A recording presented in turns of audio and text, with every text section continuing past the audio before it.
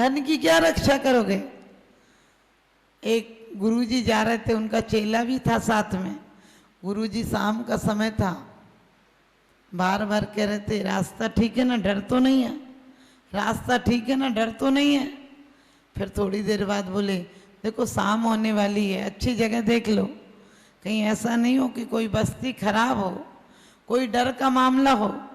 शिष्य सोचने लगा गुरुजी ने आज तक तो डर डर कभी करा ही नहीं था, आज इनको किस बात का डर हो गया, बार बार पूछ रहे हैं कि डर तो नहीं है, डर तो नहीं है। तो उन्होंने कहा कि गुरुजी अचानक एक जगह पानी पीने कुएं के पास गए। चेले ने देखा ऐसा क्या है, गुरुजी का थैला अपने हाथ में ले रखा था, देखा एक सोने की ईंट थी गुरुजी पास, और गुरुजी को बार बार उसी का डर लग रहा था। चेले ने लिया और वो सोने की ईंट फेंक दी, उतने वजन का एक दूसरा पत्थर लिया और उसी में उसी साइज का एक ईंट का टुकड़ा लेकर डाल दिया।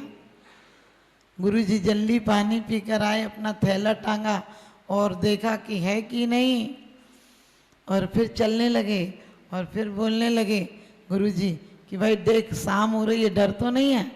उसने कहा गुरुजी अब कहीं भी सो जाओ, डर तो है ही नहीं। उन्होंने कहा क्यों? कहने लगे गुरुजी डर तो मैं पीछे फेंक आया। उन्होंने कहा मतलब? बोले डर था ना जिस चीज का, वो चीज पीछे छूट गई, अब डर नहीं, अब कहीं भी सो। तो गुरुजी ने निकाल कर देखा, वो तो सादा ईंट थी लेकिन उतने ही वजन की थी, इसलिए गुरुजी को डर लग रहा था। चेले ने कहा गुरुजी डर फेंक आया। गुरुजी ने कहा कि मैं भी कैसा पागल था, इतनी देर इस पत्थर को भी वही समझकर जोता रहा, यही समझता रहा कि ये भी सोने की ईंट है। और चेले ने कहा गुरुजी आप भी कब से ईंट और पत्थर में, ईंट और सोने में फर्क करने लगे? अरे हम फकीर हैं, हमारे लिए तो धन हो या मिट्टी हो एक सा है, आपको अभी तक इसका फर्क नजर आता है। और आप ये उठा कहाँ से लाए थे आफत, जिसने आपका साधुपना भी हराम कर दिया था। और ध्यान रखना उस ईंट को देखकर गुरुजी ने ईंट भी बाहर फेंकी और बोले अब कहीं जाने की क्या जरूरत, अब यहीं सो जाओ। आप समझ गए, अब कहीं जाने की जरूरत क्या है, क्योंकि जो परिग्रह ग्रहण किए हुए थे, परिग्रह अपने आप में कहता है जो चारों तरफ से तुम्हें ग्रस ले उसे परिग्रह कहते हैं। तुम्हें ग्रहण की तरह ढांक ले, तुम्हारे आत्म स्वरूप को ढांक ले, उसे परिग्रह कहते हैं। और परिवार किसे कहते हैं? जो परि यानी चारों ओर से तुम पर वार करे उसे परिवार कहते हैं। कहीं परदेश जाना, पत्नी कहेगी मेरे लिए साड़ी जेवर लाना, बच्चे कहेंगे मेरे लिए खिलौने या गेम लाना, और दोस्त कहेंगे मेरे लिए ये चीज ले आना वो चीज ले आना। लेकिन एक माँ का दिल ऐसा होता है जो कहती है अपना ख्याल रखना और टाइम से लौट कर आ जाना। यदि कभी विचार करना, पत्नी पूछती है और तुम कैसे हो, और माँ पूछती है बेटा तू ठीक है ना। वो स्वप्न में भी कामना करती है कि बेटा तू ठीक है ना, सबसे पहले तुम कैसे हो ये नहीं पूछती है, उसका आशीर्वाद रहता है कि तू ठीक ही रहेगा। इसी प्रकार से जगत की माताएं सुलाती हैं, लेकिन जिनवाणी माँ जगाती है। अमूढ़ दृष्टि अंग यही कहता है कि अब तक भव भव में भ्रमे हो, क्योंकि तुम आत्म द्रव्य की तरफ से सोए रहे हो। वो सोना सोना कोई खतरनाक नहीं है, जिस सोने से आप डरते हो वो तो शारीरिक श्रम से आपको मुक्ति का साधन है। मुक्ति का साधन है ना, शारीरिक श्रम से तुम थक जाते हो और उस सोने से श्रम खत्म हो जाता है। आज हमारे जीवन में जब से बिजली आई है तब से हमारे जीवन का आधा अमन चैन खत्म हो गया। शाम को लाइट नहीं होती थी, जब लाइट थी नहीं, अब तो इन्वर्टर जनरेटर ऐसी चीजें हो गई। तो आपको पता, शाम को सब लोग अपने गर्मी के दिनों में भी छतों पर खटिया लगा लगा कर बैठ जाते थे और पड़ोसी एक दूसरे से बात करते थे और बच्चे, सारे बच्चे आनंद आमोद प्रमोद में जीते थे। आज एकड़ा सा बैठा हुआ मोबाइल में लिए हुए, ना किसी से बोल चाल है, न पत्नी का प्यार है, न बड़ों का सम्मान है, न बच्चों से कोई व्यवहार रह गया। लेकिन मैं कहती हूँ सिर्फ यही नहीं है, हमारे जन्म जन्म की मूर्ताओं ने हमें भरमाया है। हमने कुगुरु, कुदेव और कुधर्म को सही माना है। कुगुरु और कुदेव, कुधर्म को कैसा माना है? हमारी कुछ मूर्ताएं हटी हैं पंचम काल में, क्योंकि पहले यदि बिजली चमकती थी तो लोग कहते थे देवता कुपित हो गए, हवन करने बैठ जाते थे कि बिजली चमक गई, ना जाने कौन सा प्रकोप होने वाला है। आज विज्ञान ने तरक्की की, जो पहले देवता थे उनकी आराधना उपासना करने लोग बैठ जाते थे, आज वही देवता कपड़े धो रहे हैं, हवा कर रहे हैं छत्र बनकर, वही देवता सफाई कर रहे हैं, बागवानी कर रहे हैं। समझ गए? आज बिजली का उपयोग हमने करना सीख लिया, बिजली हमारे हाथ का यंत्र बनकर रह गई। लेकिन हमने बिजली को तो यंत्र बना लिया, अपने तंत्र को भूल गए, अपने आप को भी। आज तक हमने जड़ द्रव्यों की गुलामी की है, आज तक हमने दूसरों को देवता माना है। जिस दिन आत्म तत्व प्रकट हो जाएगा उस दिन दूसरा देवता नहीं, स्वयं का परमात्मा का दर्शन हो जाएगा। जीवन में उसने बड़ी बात कर ली, जिसने स्वयं से मुलाकात कर ली। हजारों मंजिलें मिलती हैं राहे जिंदगानी में, मगर एक आखिरी मंजिल बड़ी मुश्किल से मिलती है, मगर एक आखिरी मंजिल बड़ी मुश्किल से मिलती है। ध्यान रखना, जीवन में दौलत तो बहुत लोग कमाते हैं, लेकिन समाधि कम लोग उपलब्ध हो पाते हैं। और जो एक बार भी सम्यक लेखन पूर्वक मरण को धारण कर ले, उसके फिर मरण शेष नहीं बचते हैं। मरण कैसे कर ले? हम लोग कहते हैं कि कुगुरु, कुदेव, कुधर्म को नहीं मानना, तो फिर मानना किसको? सच्चे देव को मानना। आप रोज भगवान से कहते हो भगवान मेरा जन्म मरण मेटो, मैंने कि भगवान क्या ताले तोड़ कर आएगा तुम्हारे घर में? तुमने बिल्कुल मजबूत ताला लगा रखा है, अंदर तो परमात्मा को घुसने की इजाजत ही नहीं देते। तुम मंदिर भी आते हो तो भगवान से बच के निकल जाते हो, सिर्फ मूर्ति तो देखते हो। हमने जिंदा परमात्माओं को बहुत कष्ट दिए, हमने तीर्थंकर जैसों पर उपसर्ग किए, हमने कोई भी समाज का, कोई भी संप्रदाय का महात्मा देखो उसी को कष्ट दिए।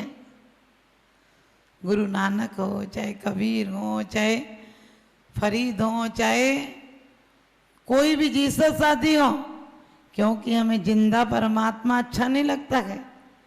जिंदा परमात्मा हमें दखलंदाजी डालता है, हमें झकझोरता है, हमें जगाता है। लेकिन हमने कहा था जिनवाणी माँ हमारी नींद से उठाती है, यदि ठोकर लग जाए तो माँ कहती है मेरा राजा बेटा है, जमीन को ठोकर लगी तुझे ठोकर नहीं लगती है। ऐसे ही हमारा अमूढ़ दृष्टि अंग कहता है कि तू कर्म बंधनों से युक्त नहीं है, तू कुगुरु, कुदेव, कुशास्त्र को मानने वाला नहीं है, तू तो सच्चे शास्त्र का वेत्ता है, तू देव खुद है। सिर्फ तुझे प्रकट करने की जरूरत है, तुझे जागने की जरूरत है। और जागना क्या है? जागने के लिए कोई तपस्या की जरूरत नहीं, जागने के लिए कोई जाप माला की जरूरत नहीं।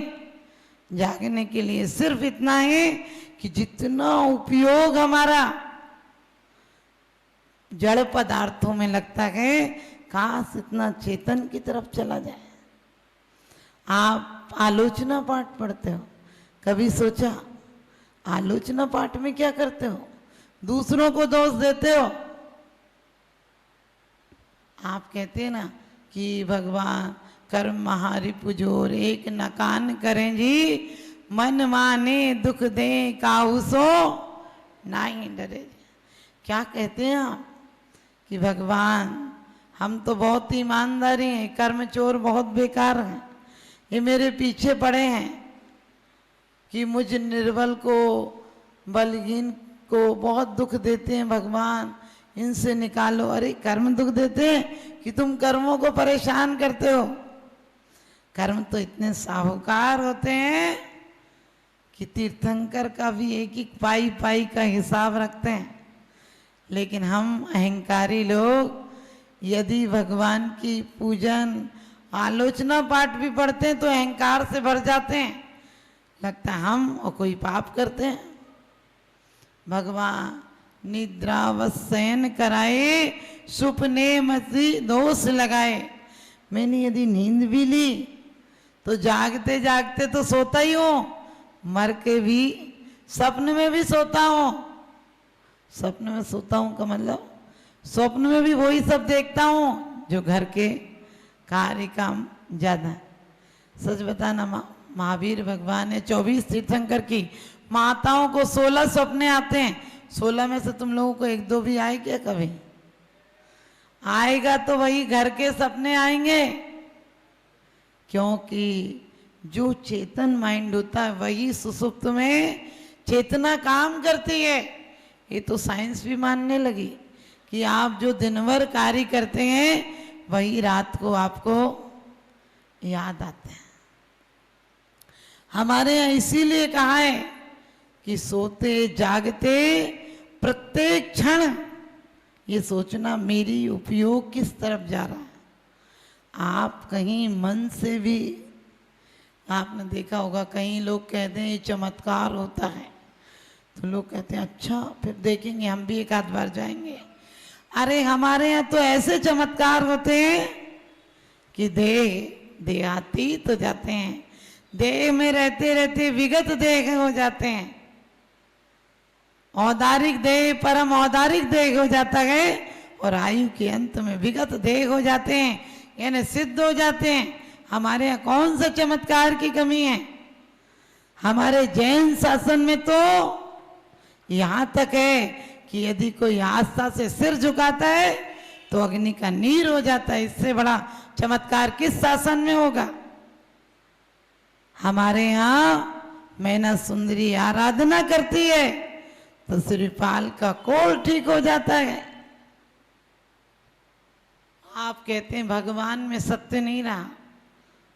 अरे भगवान में सत्य क्या नहीं रहा, हमारी अभी आस्था सच्ची नहीं रही। क्योंकि एक बाप बेटी को कोड़ी के साथ ब्याह देता है तो भी कोड़ी के साथ भी मैना सुंदरी चली जाती है। वो कहता भी है, श्रीपाल कहते हैं कि तुम मेरे पास मत बैठा करो वरना तुम्हें भी ये रोग लग जाएगा। जब तक मेरा रोग ठीक नहीं होता है तब तक तुम इस मेरे से थोड़ी दूर रहा करो। मैना सुंदरी कहती है तुम मुझे किस पाप की सजा दे रहे हो? क्या पत्नी धर्म पत्नी आपत्ति काल में पति से दूर रह सकती है? क्या चंद्रमा से चांदनी दूर रह सकती है? तिल से तेल दूर रह सकता है? इसी प्रकार से मैं आपत्ति काल में एक क्षण मात्र भी आपसे अलग नहीं रह सकती हूँ। सच बताना, श्रीपाल को तो शारीरिक रोग था लेकिन मानसिक रोग किसको था? मैना सुंदरी को। क्योंकि पति यदि दुख में है तो पत्नी ज्यादा दुखी हो जाती है। आज की तरह नहीं कि तुम टेंशन में रहो मैं तो सो जा रही, मेरी नींद आराम मत किया करो। लोगों को बहुत बच्चों की उम्मीद होती है। एक नई नई बहू आई है, क्योंकि आजकल क्या करोगे आप लड़कियों को ऐसी शिक्षा देती हो, लाडली सुता तू अब जाए के पर आए घर, कबहू किसी की धमकी में मत आइयो रे, एक बात कहे ताको सैकड़ों सुनइयो रे, ज्यादा बातें बढ़े मुँह पे फोन कर दैयो रे। दब के न रहियो मेरी लाडली पर आए घर, एक बात कहे ताको सैकड़ों सुनइयो रे। आज की तरह माताएं शिक्षा नहीं देती थी, लेकिन आज की माता तो 28 साल की लड़की तक बच्ची अपने घर जाके करने लगेगी। अरे अपने घर क्या खाक करेगी काम, तुम्हारे नाम को रोएगी बैठ के। कुछ काम सीखना होगा, बनाना होगा तो पहले यूट्यूब में माथा मारेगी तब बना पाएगी, और घर में नहीं किया होगा तो सिर्फ 2 लोगों का खाना बना पाएगी, 2 लोगों में ही माथा पच्ची रहेगी। तो एक नई नई लड़की शादी होकर ससुराल पहुंचे। अब दोनों नौकरी करते थे, खाना कौन बनाए, क्योंकि दोनों बराबर कमाते थे, दोनों ऑफिस जाते थे तो टिफिन बांध लिया, होटल में खा लेते थे, नहीं तो टिफिन मंगा लेते थे। एक दिन कोई व्रत का दिन था, पत्नी बोली आज घर पे बनाते हैं। पति सारा सामान जुटाया, पति ने